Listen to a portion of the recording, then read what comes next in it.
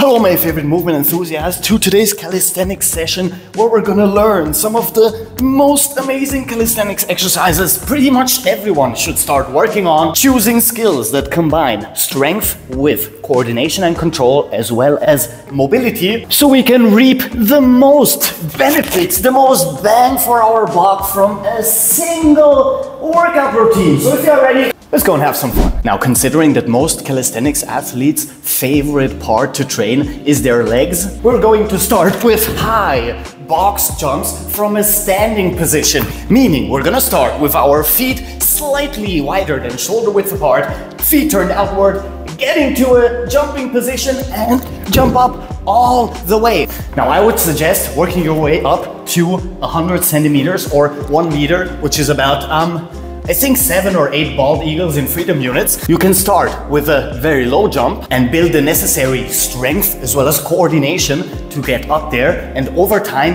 increase that distance until you can do the full jump from a standing starting position. Once you're up here, don't forget to get up all the way so we can add the tiniest bit of quad strength as well. And one thing I would highly suggest adding to this, which is going to make this a lot more effective, will help you build a lot more strength and put on a lot more size when it comes to your leg musculature. The single leg box jump, which is going to require a little bit more of everything. Once again, progressive overload, building up more strength so we can jump higher and higher and higher. Not only is this great for building explosive strength, it's also amazing for building general control over your leg musculature, which is going to be very important when it comes to exercises such as the pistol squat or the shrimp squat and all the other advanced squat variations you might want to learn later on. Moving us to our upper body, and what is probably one of the most, if not the most effective push-up variation you can do. And since this exercise has never been done before, and I'm the first one to do this, I'm going to dub this the Meissen push-up. Now, I am 100% sure that you've never seen this exercise before, and I would highly discourage you from looking for it because you're definitely not gonna find it. Hands on the floor, fingers as wide apart as possible so we can have a little bit more surface area. Feet flat on the wall. We're gonna bend in our hips and in our knees, pushing back, extending our arms as much as we can and lengthening our shoulders.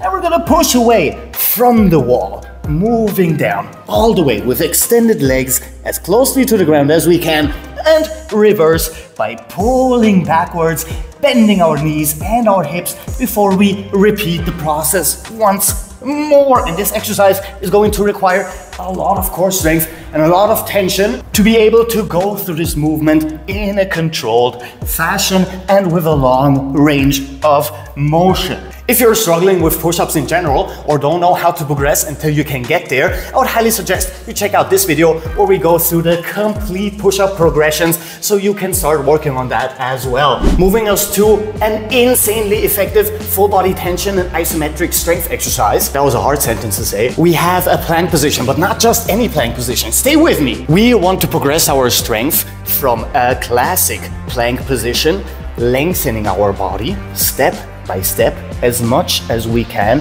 and getting closer and closer and closer to the ground. Now be sure not to go too high up with your hips. Start pushing your pelvis forward and flexing your entire abdominal musculature. Keep your arms extended, your legs as well, and try and hold this Lillian plank as closely to the ground as possible until you go full shaking.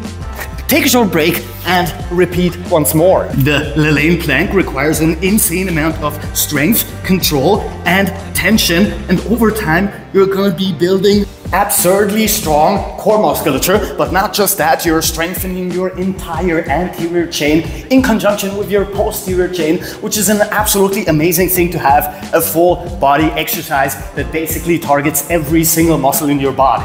And if you're struggling with planks, you can start with the assisted plank, knees on the ground, and then start raising those knees with your hands right below your shoulders, and just over time, start working your way into this longer and longer and longer position until you are as close to the ground as you dare. Absolutely amazing exercise. And if you can hold this for 10 to 20 seconds, that is already an insane testament to your full body strength. Now, the next exercise will also target every single muscle fiber in your entire body, but this time in a dynamic fashion. And that exercise will be the lizard walk. Not only will this one require the most amount of strength and coordination in combination rotation with each other due to the asymmetrical movement pattern, meaning that the left hand moves forward with the right foot, while the right hand moves forward with the left foot. We have complete rotation in our entire hip, adding a lot of hip mobility and hip joint control, not to mention all the stretchy that's going on surrounding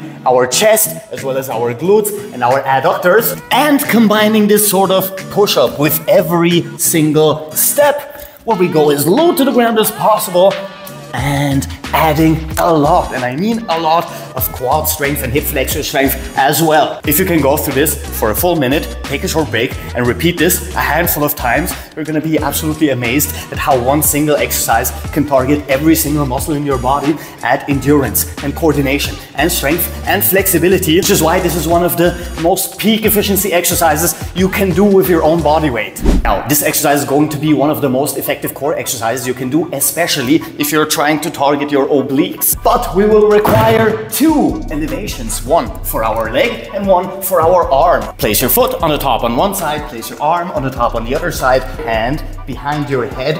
We're going to lower as deeply as we can until we are as close to the ground as we can get, and then we're going to raise, flexing our obliques, flexing our abdominals, and working on our adductors to strengthen our hip joints and to strengthen our hip mobility. Go down as low as you can. You have a nice stretch in your chest as well as your delts, and raise up, requiring immense strength on this side and on the inside of your extended leg. And if you want to make this even harder, to add a lot more arm strength and shoulder strength as well as stabilization, now we're going to extend our arm, adding this sort of push-up movement as well, while lowering down as closely to the ground as we can and moving up. So now you're going to require a lot of stabilization and a lot more strength for a longer range of motion, and a lot more strength on your adductors, which you're going to feel throughout the exercise because they are probably super weak and need the work.